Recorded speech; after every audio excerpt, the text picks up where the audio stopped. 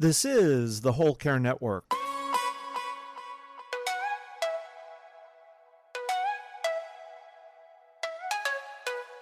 Helping you tell your story one podcast at a time.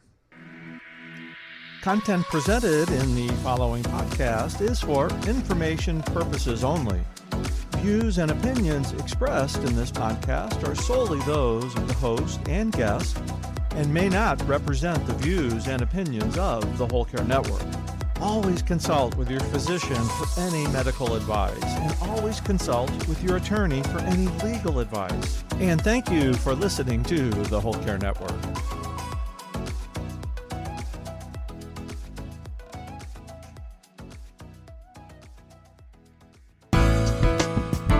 Something I wish somebody had told me, especially being in my early 20s, and I wish they told my sister this too, actually, is that you are going to feel, blanket statement, at a depth and an intensity that you have never felt before in your life. You are not going crazy. This is grief. And essentially, like, what that means is, like, I know there's no right or wrong way to do it, but like, you're doing everything right. If you are feeling things this deeply, this intensely, you are getting it right. Today's episode is the second episode of a two-part series with Grief Coach Shelby Forsythia. We're talking about how to provide authentic and empathic grief support. Whether you are a family caregiver or an end-of-life professional, the Heart of Hospice podcast is here to enhance your hospice experience by connecting you with information you can use about end-of-life care.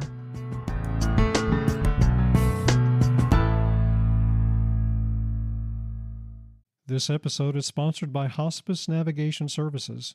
When you need information about hospice, Hospice Navigation Services can help. Our team of experienced hospice navigators is here to offer one-on-one consulting sessions by phone or video. You can book a complimentary 30-minute session when you need general information, or book a 60-minute session when you have in-depth questions or need to troubleshoot your current hospice care. It's your journey. Hospice Navigation Services can be your guide. Visit theheartofhospice.com to schedule your hospice navigation session today. My guest today, Shelby Forsythia, is a grief coach, an author, and a podcast host. In 2020, she founded Life After Loss Academy. It's an online course and community that has helped dozens of grievers grow and find their way after experiencing death, divorce, diagnosis, and other major life transitions. Shelby's work has been featured in Huffington Post, Bustle, and the Oprah Magazine. Following her mother's death in 2013, Shelby began calling herself a student of grief, and she now devotes her days to reading, writing, and speaking all about loss.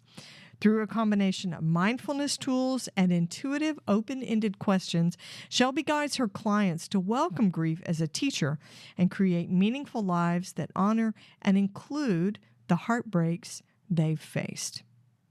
So in this second episode, you're going to hear Shelby's story of how one of her college professors offered her the greatest type of support for her grief journey. Support she did not expect, didn't look for, and it was an amazing experience. Shelby also explains the different ways she and her younger sister processed their individual grief. One of Shelby's favorite mantras that she uses is, "Even through grief, we grow," and she's going to expand on that. You can connect with Shelby at shelbyforsythia.com. So sit back and enjoy. Here's my second conversation with grief coach Shelby Forsythia.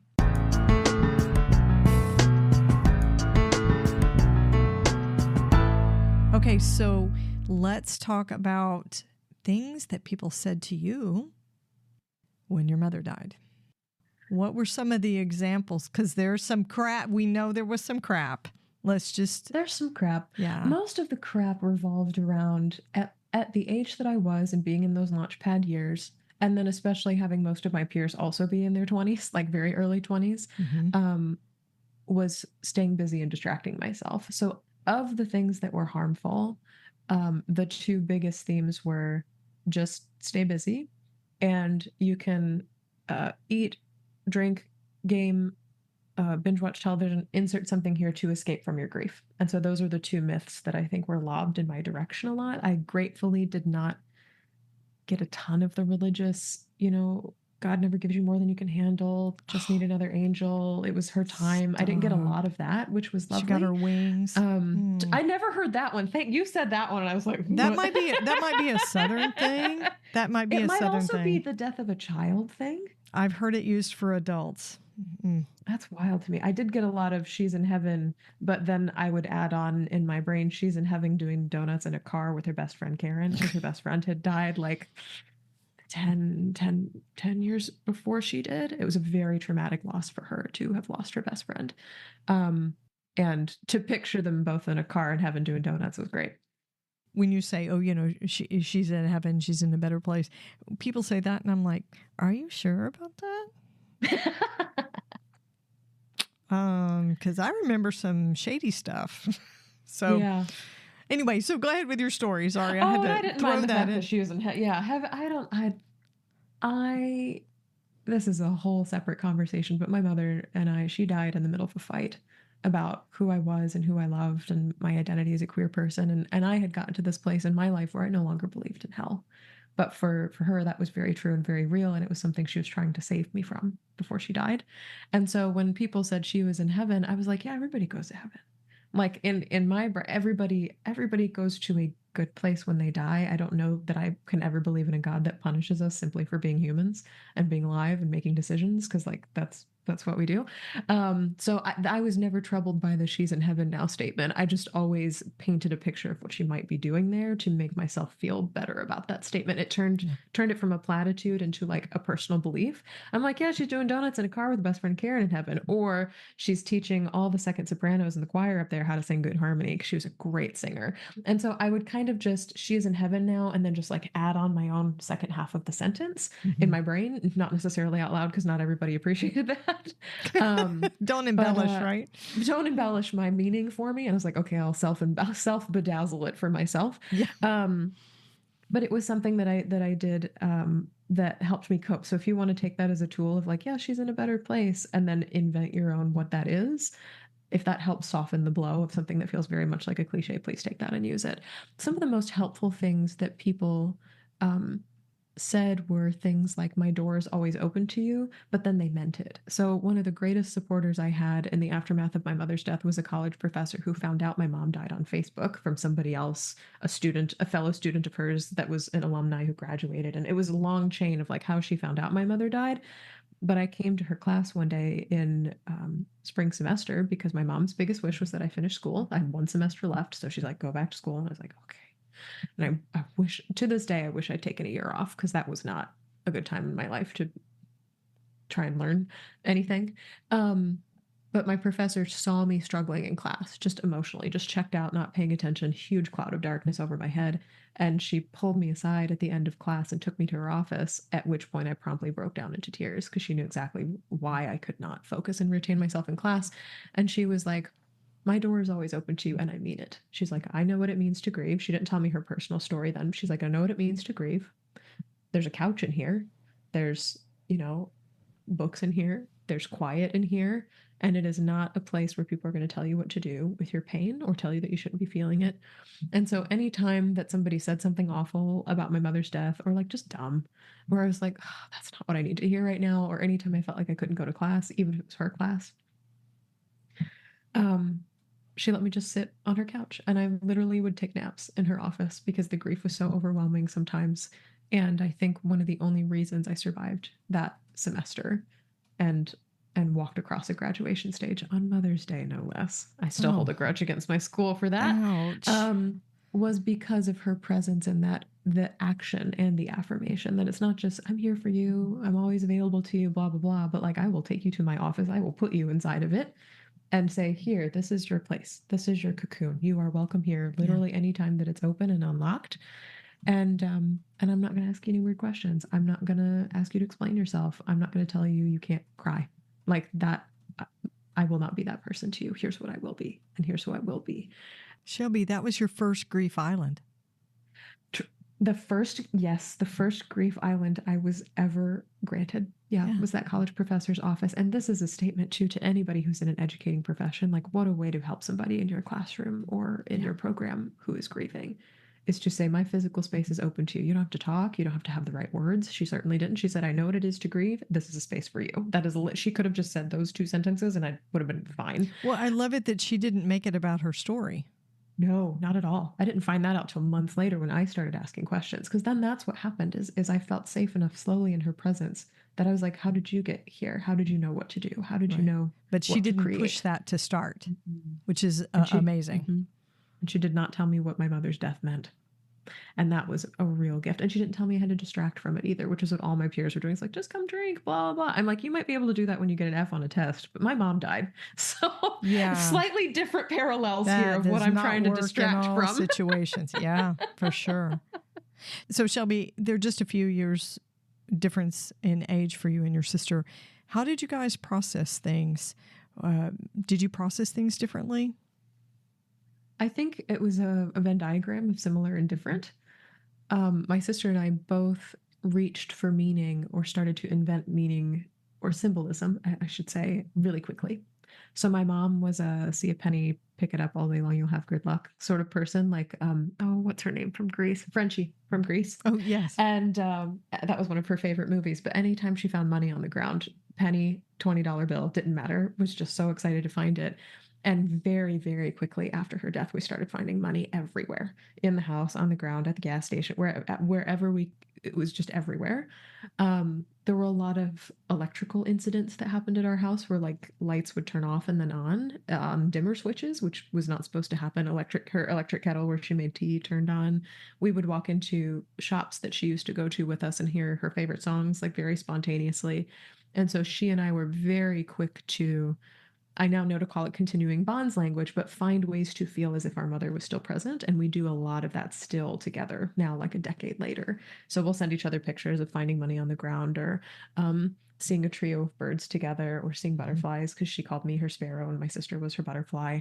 And so we connect very strongly over those things. And then the places in the Venn diagram where we didn't match at all is my mom was a very religious person and my sister followed in those footsteps. And so leaning on God to process grief was one of her comforts, where mine was leaning away. I was like, well, the God I knew in my childhood was one who would reward you for doing good things and punish you for bad ones. And now that whole thing has been dissolved, because like, why would he kill my mother? And so mine was a deconstruction of religion and hers was a reconstruction and then a leaning on of religion. And I think that was the biggest difference between the two of us, but it never became a point of contention or a point of argument between the two of us. There was always this sort of mutual respect, at least from my perspective, that like she gets to have her relationship to God because that ties her even more strongly to my mother. And I get to have my relationship with the universe, the spirit, whatever I believe is holding this whole thing up, but not have it mean what it meant in our childhood. And I think the God of our childhood is something that she still really leans on to this day. She still does like daily devotionals and things like that.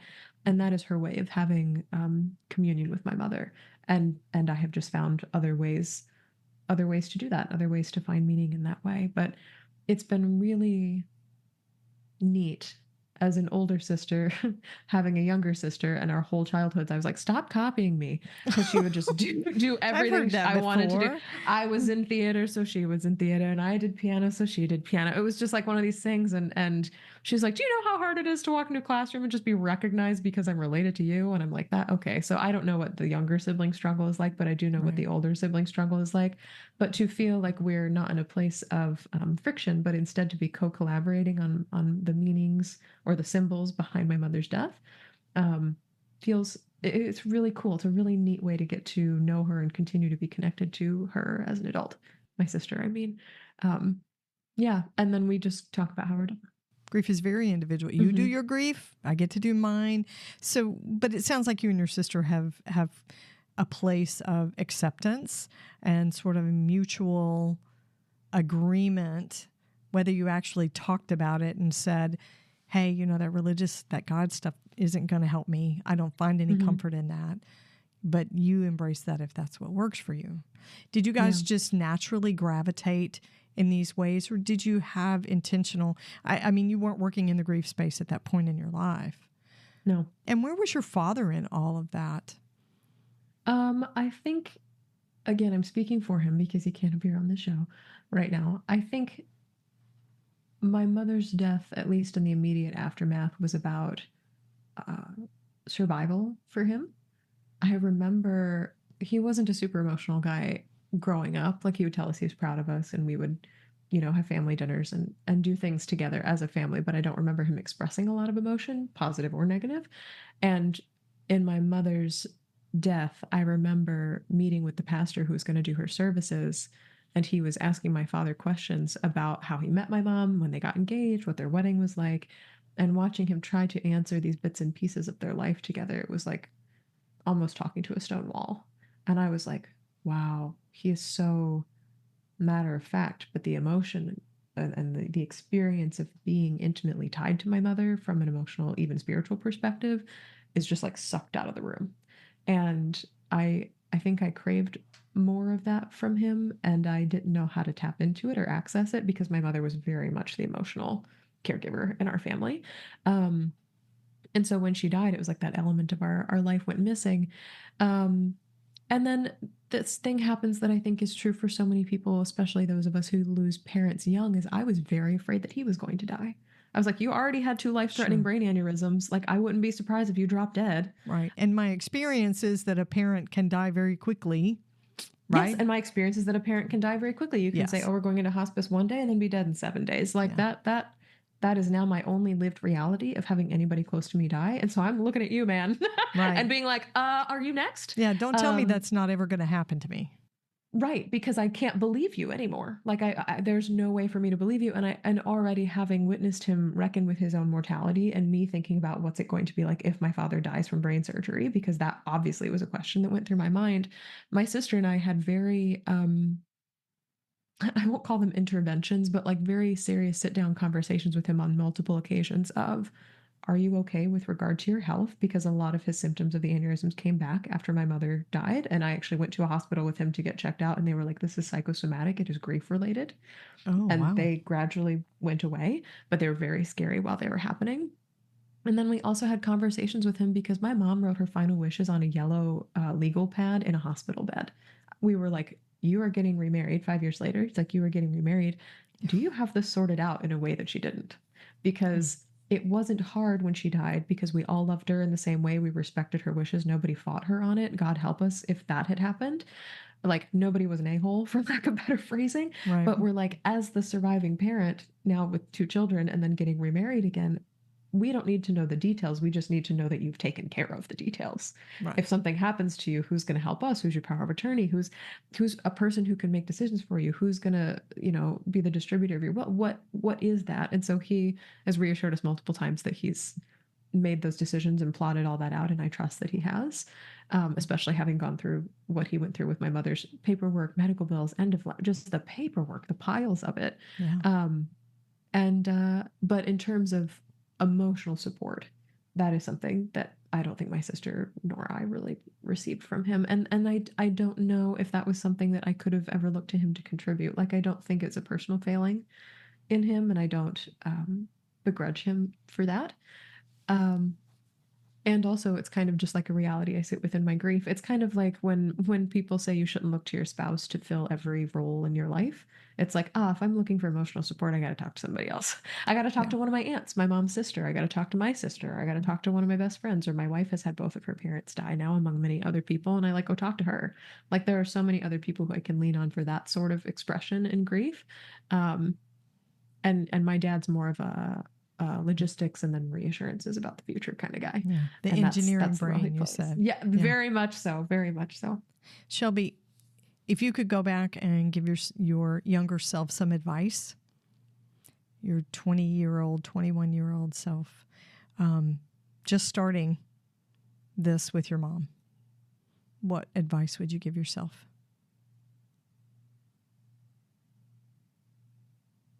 I think something I wish somebody had told me, especially being in my early 20s, and I wish they told my sister this too, actually, is that you are going to feel, blanket statement, at a depth and an intensity that you have never felt before in your life. You are not going crazy. this is grief. And essentially, like, what that means is, like, I know there's no right or wrong way to do it, but like, you're doing everything right. If you are feeling things this deeply, this intensely, you are getting it right. Because one of my biggest fears, and this stuck with me for 2.5 years after her death, I carried this one for a long time, is that the depth and intensity at which I was feeling was so big. It was so enormous that something must be wrong with me. Because I looked around at everybody else in my family, everybody else in my life. I'm like, sure, yeah, they may have felt that way for a month or two, but to have it go on this long, to have it feel so big, and to not have words for a lot of it either, you are insane. Someone should commit you, is literally the story I was telling myself in my head. Is someone will come to get me because there's psychologically, mentally, emotionally something wrong with how I am functioning as a person in the world. Yeah. The story of too much was very, very loud. And I wish, I don't remember interacting with a hospice nurse after my mother's death. I think I remember interacting with them the one time they came to the house to like set up a bed and give my father morphine and talk about instructions for offering her comfort at end of life. I probably hid upstairs when they came for a second time, if ever. But I wish some grief professional, funeral home director, pastor, anybody would have looked at me and said, you will feel things deeply and intensely. You will not have words for them, and there's nothing wrong with you. Do you want to go out in the backyard and scream for a second? I'd be like, yes, I would love to go out in the backyard and scream for a second. And that's okay to do. And that's okay to do. It's not pathological. I locked myself in the cab of my father's pickup truck, parked and locked in the garage for 3 or 4 nights in a row as my mother was dying, because I could not handle the pain of watching her die. Yeah. And I was the only one in my family who did that. My dad would like pace the house, call people, watch TV. I don't know what my sister was doing. I've blacked out so much of that part of my life. I had no tracking on what she was up to, but she's probably upstairs, doing something. We're all doing something. But I felt so crazy and so alone that no one wanted to scream with me about how bad it was and how bad it felt. And that continued for a really long time. So I just wish somebody had looked me dead in the eyes and said, I'm going to tell you this. And this is the truest thing I can tell you right now. It's going to hurt. It's going to be a lot. It's going to be intense and deep. You're going to think you're losing your mind, and you are very much gaining it. It is being forced to expand in a way it's never expanded before. And you're doing it right. I love that. I hope you're enjoying this episode. We're going to pause for just a minute. My guest has more to share. When you need information about hospice for yourself or someone you care about, Hospice Navigation Services can help you navigate hospice care for the best end-of-life experience possible. If you're walking this journey and need the help of an experienced guide, Hospice Navigation Services is here for you. We understand the importance of having a guide who can provide personalized, unbiased support. Our team of experienced hospice navigators is here to offer one-on-one consulting sessions by phone or video. Whether you need information about how to start hospice services or guidance for your current services, we're here to listen and provide compassionate support every step of the way. You can book a 30-minute free navigation session with an experienced hospice navigator when you need general information to start your hospice experience. Book a 60-minute hospice navigation session when you have in-depth questions about hospice or need to troubleshoot your current hospice care. You deserve compassionate support and guidance for your end-of-life care. It's your journey. Hospice Navigation Services can be your guide. Visit theheartofhospice.com to schedule your hospice navigation session today. So, Shelby, you offer some great online courses. You got a lot of support for people who are grieving. Tell my listeners about your classes and who they're for. Oh, sure. Yeah. So my offering to the world, the thing that, because grief makes you think about your mortality, I'm like, what do I need the world to have before I die? And that comes out very much in my books, but it also comes out through my courses. The biggest thing is my online course called Life After Loss Academy. And it is a roadmap for building a life that you love from the life that loss forced you to live. And it's not time oriented. It doesn't have to be, 6 months since your person died or 5 years or whatever. It is the map from ground zero of grief, of I don't know where to go, what to do, disorientation, feeling stuck, feeling hopeless, feeling powerless, to now I have the tools I need to live an entire rest of my life with loss. And so I joke that there's Elizabeth Kubler-Ross's 5 stages of grief, which a whole separate conversation, but are warped for people who are dying and all that jazz. We all know the myth. Right. That was the 5 stages of grief, but what I created is the grief method, GRIEF, because I just couldn't help myself. I was like, it's 5 steps, and grief is a 5-letter word, so I'm going to make this a 5-step roadmap. And it's released over the course of 10 weeks, but you join and you're in it for a lifetime. So take as long as you need to work through any of this. And then there's group coaching and community and support as a part of it. But the first thing we do is ground, to feel safe in a world where loss has taught us that anything can happen at any time. So a lot of this is related to mindfulness and drawing on the 5 senses. And if you believe this to be true, calling on the spirits of people who have died, or calling on people who are very much alive in real life to support you as you move through this. The second step is releasing. This is, how do I grieve the person I used to be and the life I used to have and the life I thought I would have? And this, a lot of people say, is the hardest part, because this is actually what a lot of people think about when they say you need to get grief support, is like, you need to learn to feel your feelings.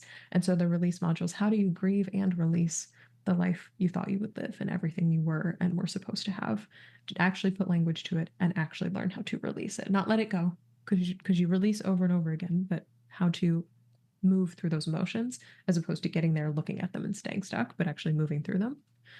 The third bit is integrate. So how do you fold loss into your life? This can be as simple as starting to see yourself as a grieving person. And so starting sentences with, as a griever, what do I need from my workplace? As a griever, how can I eat better for my body? As a griever, how would I like to learn a new subject? Like very sentence modifier kind of stuff. But then also, how do you invite signs and symbols into your life? How do you create those continuing bonds with people who have died in your life, looking for them in birds or music or songs, creating almost a library of symbols to draw on so you can see them in as many places as possible and as often as possible, so you feel supported as you move through grief. The established module is my personal favorite. This is step 4. This is, how do you do grief with other people? You were establishing boundaries. You were establishing what you need. You were putting language to how you bring grief to others and how others bring grief support to you. And so I show you how to take an inventory of the people who are closest to you and identify your grief allies. Like, these are your people. These who consistently say and do wonderful, lovely things that feel supportive in your grief. And then we sort everybody else into, they're kind of 50-50. Sometimes they're supportive and sometimes they're not. And then people who are altogether unsupportive. And then by using a framework that I invented called the 11 toxic grief tropes, we identify them. So there's like the rose-colored reframer who's an at leaster, or look on the bright side, or there's a silver lining to this, or there's the nuisance nurse who's always giving you essential oils, or try yoga, or all these other things to try and fix you. So we have 11 of those.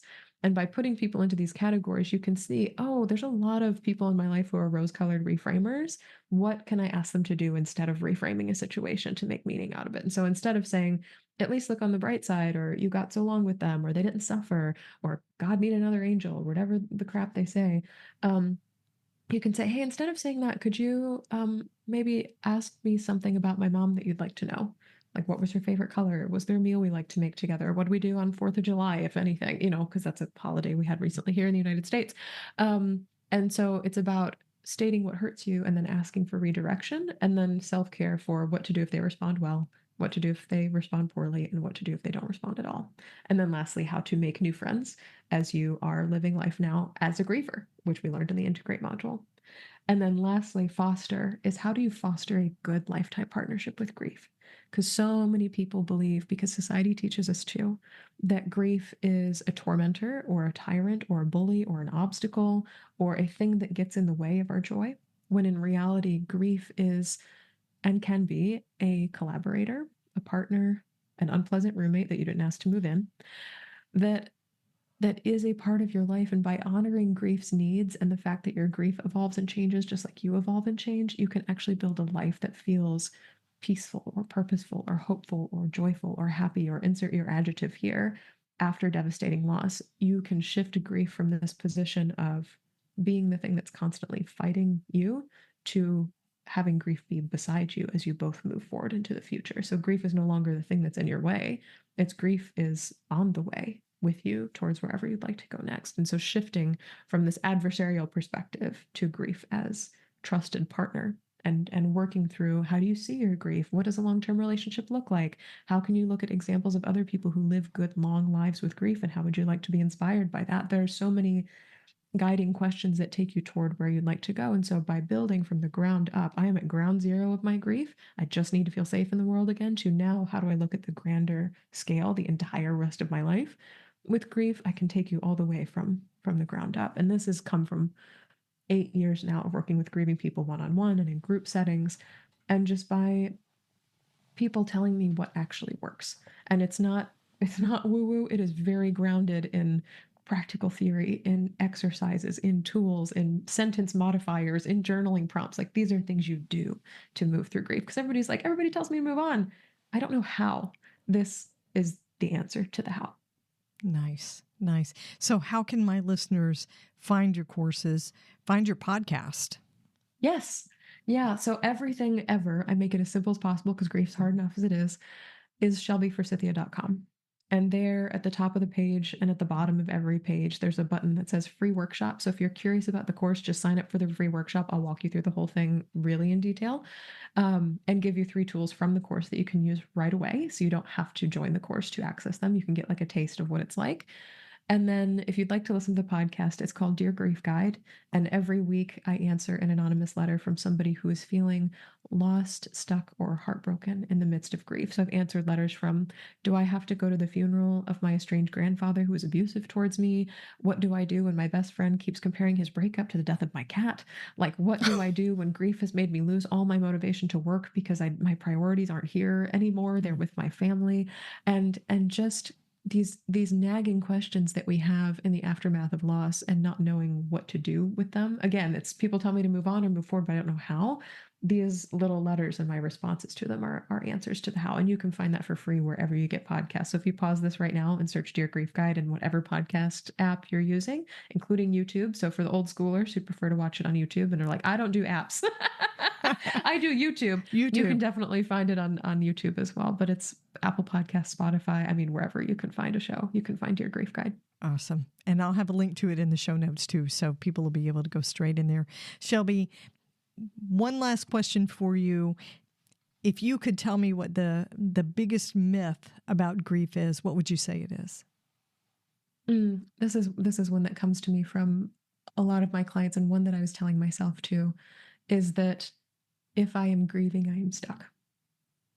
If I am grieving, I have been derailed from life altogether, and there's no way to get back on until I get over the grief or get through the grief. And the way I sign off on my podcast, so if you listen to Dear Grief Guide, you'll hear this, is something that I started saying to myself after my mother's death, and that is, even through grief, we are growing. Because what grief shows us or teaches us is that, yes, you are correct. You have been derailed from life as you know it.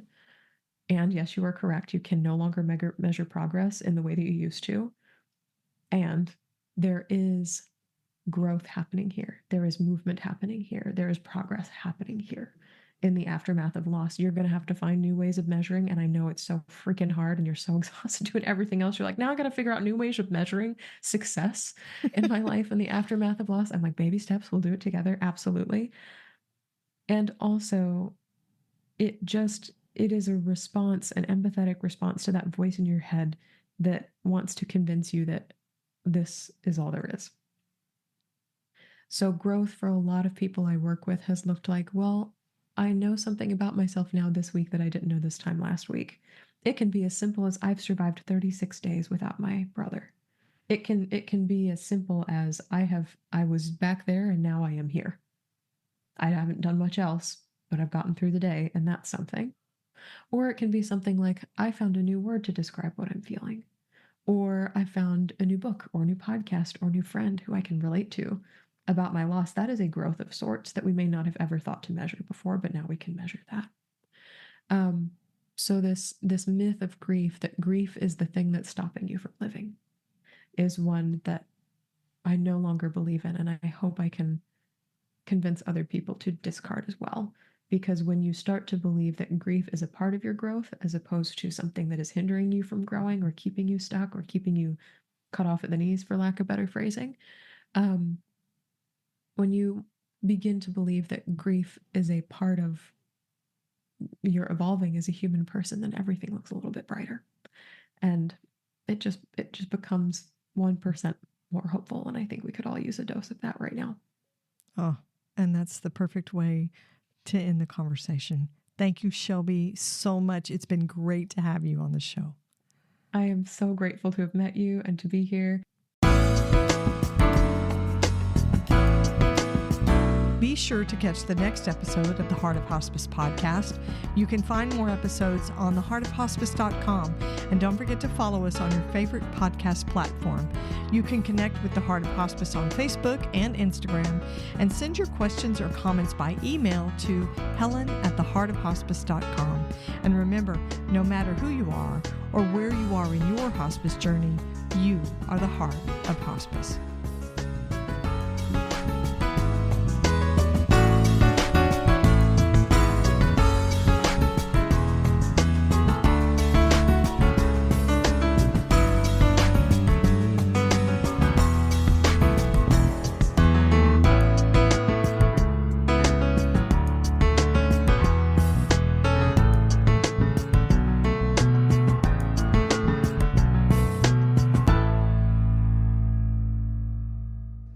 This is the Whole Care Network.